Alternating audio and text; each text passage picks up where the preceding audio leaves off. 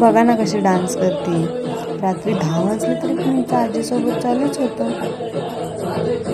आणि आम्हाला कितीही वाजले तरी डान्स करायला खूप आवडतं.